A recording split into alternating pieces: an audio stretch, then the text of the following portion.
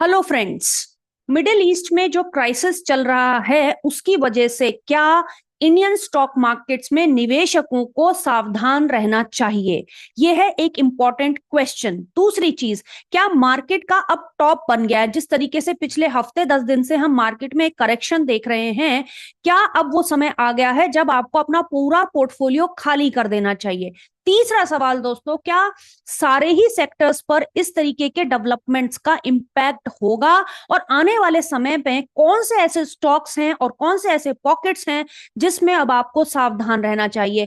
और अगर आप उसमें निवेशित हैं तो आखिर निवेशक क्या करें? तो दोस्तों, ये पैनिक जैसी सिचुएशन जो अभी रिसेंटली क्रिएट हुई है, इसका इम्पैक्ट कौन कौन से एरियाज में इंडियन स्टॉक मार्केट्स में हो सकता है या हुआ है, और उसके बेसिक कारण क्या है?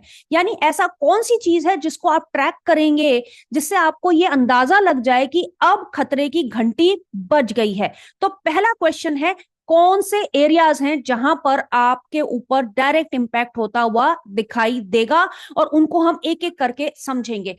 इस पूरे वीडियो को एंड तक देखिएगा ताकि आपको ये अंदाजा हो जाए और चेक कर लें बाद में, इस वीडियो को देखने के बाद, क्या मेरे पोर्टफोलियो में इस तरीके के कोई स्टॉक्स भी हैं।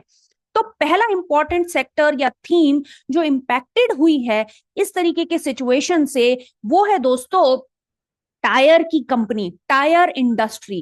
तो अगर आपके टायर से रिलेटेड कुछ स्टॉक्स हैं तो आप जरूर उनको चेक कर लीजिए। आखिर टायर इंडस्ट्री क्यों इंपैक्ट हुई है, इसका भी जवाब हम अब जरा जल्दी से खोजते हैं।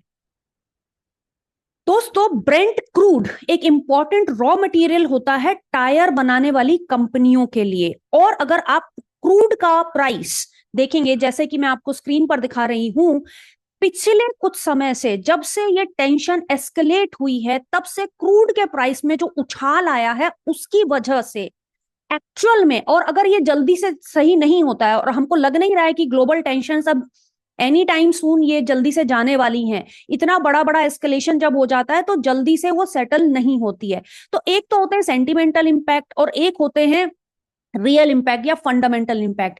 यानी टायर कंपनियां जो कि रॉ मटेरियल यूज करती हैं ब्रेंट क्रूड को, राइट, उनकी कॉस्ट बढ़ जाएगी और मार्जिन का प्रेशर आने वाले रिजल्ट्स में जरूर दिखाई देगा। तो ऐसी वो कौन सी कंपनीज हैं जो डायरेक्टली इंपैक्ट होंगी टायर फील्ड में, वो आपको मैं दिखा रही हूं स्क्रीन पर। जरा देखिए, 1 2 3 4, ये वो इंपॉर्टेंट कंपनीज हैं जहां पर अगर आप निवेशित हैं तो आपको अब सतर्क हो जाना चाहिए। अब हम बात करते हैं दूसरी दूसरी इंपॉर्टेंट थीम जो कि इंपैक्ट होगी बिकॉज ऑफ दीज टेंशंस। वो है दोस्तों पेंट इंडस्ट्री। आखिर पेंट इंडस्ट्री इस तरीके के डेवलपमेंट से क्यों इंपैक्ट होगी, वो हम जरा पहले समझ लेते हैं। दोस्तों, पेंट इंडस्ट्री में एक खास बात यह है कि 300 रॉ मटेरियल में से ज्यादातर पेट्रोलियम बेस्ड मटेरियल होते हैं।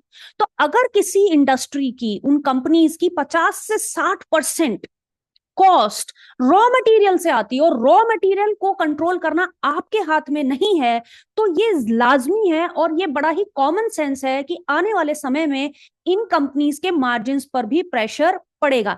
तो आप स्क्रीन के ऊपर देखिए कौन कौन सी वो इंपॉर्टेंट पेंट रिलेटेड कंपनीज हैं जिनके अंदर इंपैक्ट आ चुका है, और आने वाले समय में इनकी सेंटिमेंटल इंपैक्ट तो आ चुका है, इनके रिजल्ट्स में भी इंपैक्ट आने का अंदेशा हो सकता है। तो फंडामेंटली कॉशियस रह सकते हैं आप इन सारी कंपनीज को लेकर। Last but not the least वो सेक्टर है दोस्तों जो कि है ऑयल रिफाइनरी, यानी क्रूड को कच्चा खरीद के रिफाइन करके पेट्रोल और डीजल में कन्वर्ट करने वाली कंपनियां। तो जो भी कुछ सारा का सारा खेल देखिए वॉर का नहीं है, वॉर की वजह से होने वाले एस्केलेशन इन क्रूड ऑयल प्राइसेस के अंदर इसका आंसर है। जब भी आप देखेंगे कि क्रूड का प्राइस जो बढ़ रहा है, इन वाले थीम्स पर इंपैक्ट होगा। क्रूड का प्राइस अगर कूल ऑफ होता है तो कहीं ना कहीं आप एक सेंस ऑफ रिलीफ पा सकते हैं। तो अभी हम बात कर रहे थे ऑयल रिफाइनरी सेक्टर की। इसके अंदर क्या होता है दोस्तों, अब यहां पर बड़ी ही दिक्कत है। ये जो ऑयल रिफाइनरी वाले डायरेक्ट है ना, क्या कहते हैं, ये जो कंपनीज हैं, ये अपनी प्राइसेस तो बढ़ा नहीं सकते, यानी सेलिंग प्राइस बढ़ नहीं सकती, वो कैप्ड होती है आपकी, कहीं ना कहीं वो निर्देशित रहती है। लेकिन अगर आपको नीचे से रॉ मटेरियल का प्रेशर हो तो इनके ऊपर मार्जिन का बहुत बड़ा डेंट लगता है। तो प्लीज आप इस चीज को समझिए, ये जो 3 सेक्टर्स हैं इनमें अब आपको कॉशन करना होगा। अगर आपके स्टॉक्स गिर चुके हैं और जल्दी समय में ये मार्केट का जो ग्लोबल एनवायरनमेंट का कोई कोई बहुत जल्दी कोई इसकी सॉल्यूशन दिख नहीं रहा है, तो आप अपनी इन पोजीशंस को हल्का कर सकते हैं। और आप साथ में, लोग क्या करते हैं कि इनको हेज भी करते हैं, तो क्रूड के अगेंस्ट क्रूड के फ्यूचर्स को बेचकर अपनी इस तरीके के पोर्टफोलियो को कवर करके चलते हैं इस तरीके के एनवायरनमेंट में। अब तो ये देर हो गई है इसके लिए, लेकिन अगर समय रहते और अगर आपने एक डिसिप्लिन बना रखा है कि कुछ अमाउंट आप इस तरीके के वॉलेटाइल पोजीशंस जो आपने अपने स्टॉक्स में ले रखी हैं उनको कवर करके चलेंगे थ्रू क्रूड के फ्यूचर्स, तो भी आप कहीं ना कहीं अपने आप को बचाकर रख पाएंगे। अब इसमें एक जो लार्जर इंपैक्ट हो सकता है, इस वीडियो को अंत करने से पहले मैं आपके साथ शेयर करना चाहूंगी, वो है ओवरऑल मार्केट का सेंटीमेंट। अभी हमने बात की सेक्टर स्पेसिफिक, हमने देखा उन सेक्टर्स में कौन कौन सी कंपनीज हैं जिसके ऊपर इंपैक्ट हो सकता है। वो कंपनीज मैं एक बार फिर से फाइनली आपके लिए हाईलाइट कर देती हूँ, आप स्क्रीन के ऊपर देख सकते हैं, वो ये सारे जो पॉकेट्स हैं जहां पर आपको कॉशन रखना होगा। अब आखिरी बात होती है दोस्तों, वो है आपके स्टॉक मार्केट पे। देखिए ओवरऑल अगर क्रूड का प्राइस समय रहते कंट्रोल नहीं होता है तो इसका एक नेगेटिव सेंटिमेंट आपके ओवरऑल निफ्टी पर भी आएगा। ओवरऑल बाजार भी इसको कभी ना कहीं एक्सेप्ट नहीं करता है, क्योंकि अभी भी हम सेल्फ सफिशिएंट नहीं है एनर्जी सेक्टर के अंदर।